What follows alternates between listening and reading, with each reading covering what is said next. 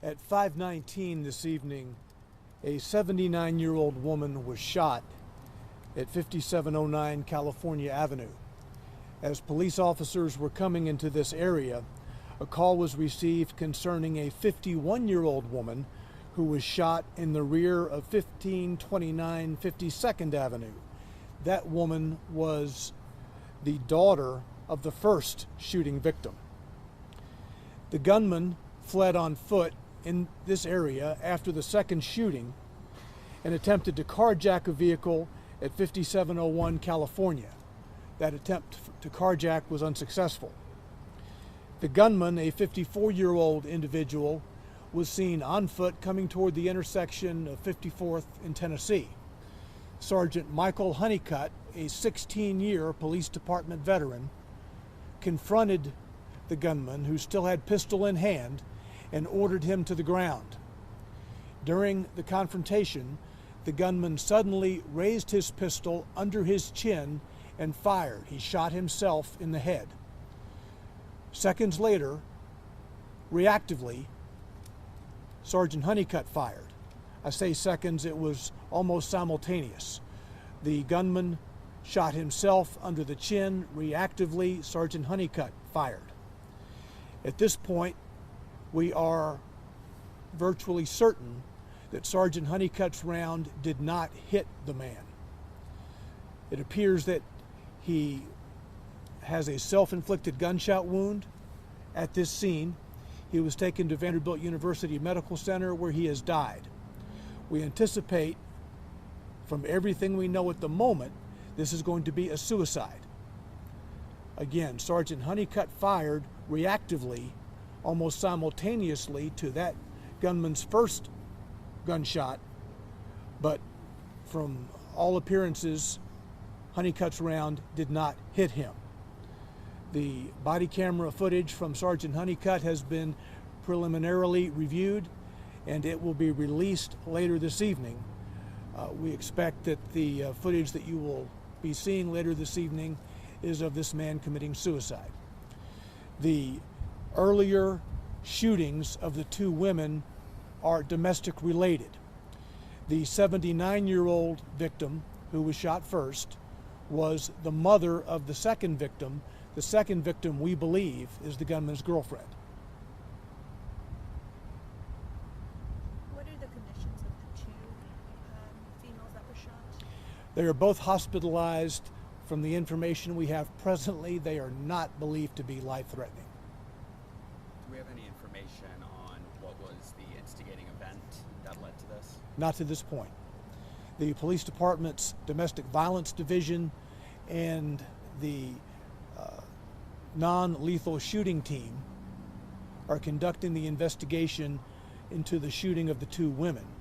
The TBI is conducting the investigation into Sergeant Honeycutt's shot, as is protocol, but from what we believe at present, again, the gunman has one wound to his head, and that wound, we are virtually certain, is from his self-inflicted shot under his chin.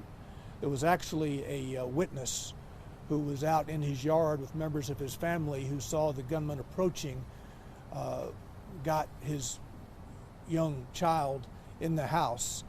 He heard Sergeant Honeycutt's commands for the man to get on the ground, and this witness actually saw the man raise the gun toward his chin. One shot was fired, and then almost immediately thereafter a second shot was fired, which was Honeycutt's, which again we do not believe hit the man.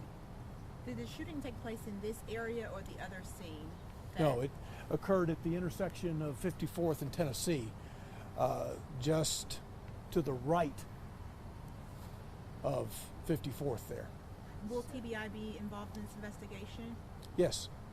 Are they on the scene now? Yes.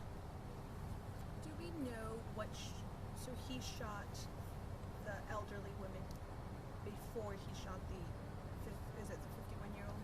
Yeah, the first shooting occurred at 5709 California, which we believe at this moment was the residence of the second victim. it was reported that the second victim was shot in the rear of 1529 52nd Avenue and was actually pulled inside by residents there. We're still working to understand how she was behind 1529 52nd. Was she fleeing the first scene? We don't know that yet, but that's possible. It's also possible that the elderly lady, the 79-year-old, was visiting her daughter when this happened. We know that the 79-year-old actually has a Kentucky driver's license.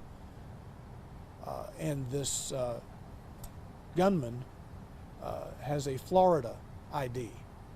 So we're still putting all of that together, but we think that the 51-year-old actually was a resident of that first scene at 5709 California. Have you all had any previous calls at that first scene before? Any previous domestic calls? We haven't had the opportunity yet to research the history, so I don't know that yet.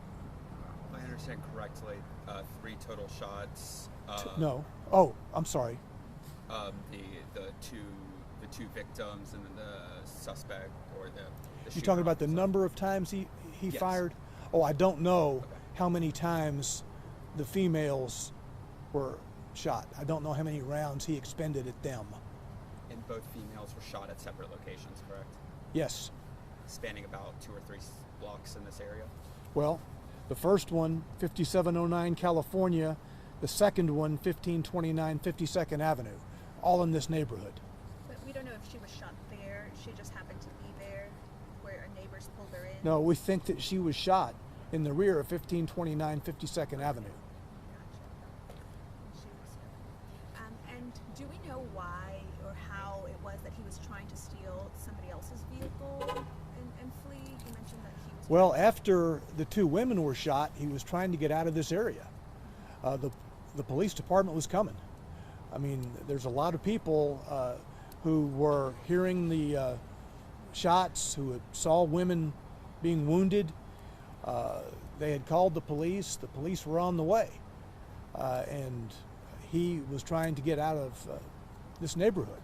He attempted the carjacking, was unsuccessful, continued to traverse the neighborhood on foot.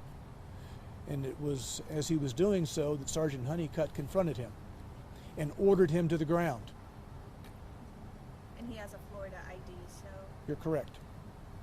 What's And- the status of Honeycutt right now? And then is it standard procedure for officers to fire their weapons even after a situation where a person shoots themselves? Well, understand that it appears that Sergeant, and you'll see it for yourself in the body camera footage that's going to be released this evening, but Sergeant Honeycutt was almost reactively. The man had his gun out the entire time, suddenly put it up and shot himself, and then Honeycutt fired. And it appears to have been a reactive shot from what has been described to me thus far by our reviewer of the body cam, and it didn't hit the individual. The round was an errant round that And what's his status Traveled. right now? Sergeant Honeycutt, what's his status? Is he going to be on leave or? Oh, anytime an officer is involved in a situation like this, they are on routine administrative assignment. And that's to make sure that the officer can decompress, take time to himself, and then he is evaluated for return to duty. Was the only officer that was, Sergeant was the only one. He was the only one involved in the confrontation with the man. And we can see from this vantage point 2 shoes around that corner area. Can you tell us what that area designates?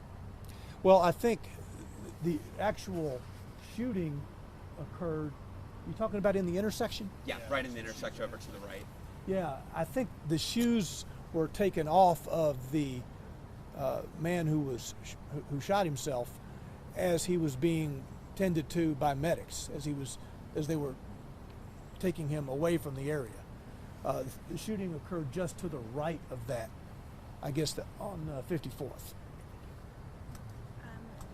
It's just a couple of days ago, I think there was another domestic violence situation in Antioch. It just seems like something like similar domestic violence situations are happening more and more.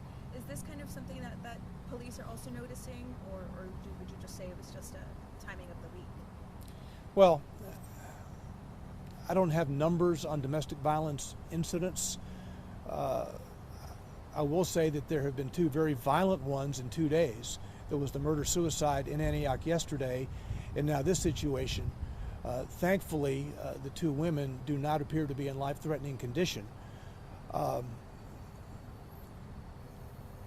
The police department's domestic violence division attempts to intervene in these situations, but in the case yesterday, there was no prior history, and thus far, I'm not aware of any prior history in this situation, although we have to research that some more. But I guess today, for maybe a warning for others, that there are resources that the city provides if something. Oh, it's not just the city. There are a number of resources in Nashville from both private entities and the police department to help domestic violence victims. There's the Family Safety Center, there are counselors there, the police department has detectives to help get people out of abusive situations. The YWCA has services, as do other shelters for domestic violence victims in the city. Nashville's a very caring city when it comes to domestic violence victims. Okay? Everybody good? Yep. So let's recap. It appears that this is a suicide, that Sergeant Honeycutt fired reactively to the gunman's shot. He appears to have one gunshot wound to the head, which would have been the one that entered under his chin from his weapon. And you all will see that for yourselves later this evening. We may do some, because this will be going out to everyone, we may do some editing to try to minimize the graphic nature of this. You may redact part of that, blur or something. Yeah, we may blur something to So people don't get it. due to the graphic nature, because this is going to be very graphic to And my so, Don, understanding. you're saying that none of the shots Sergeant Honeycutt fired off hit the He didn't fire. He fired one time, Okay. and his round was reactive to the first, or to the shot fired by the individual under the chin. He fired one time, and that round did not hit him. Follow up on the video released.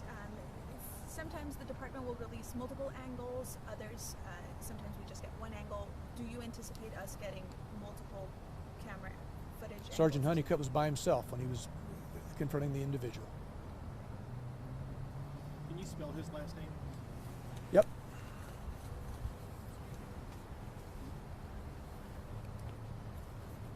Make sure I get it right.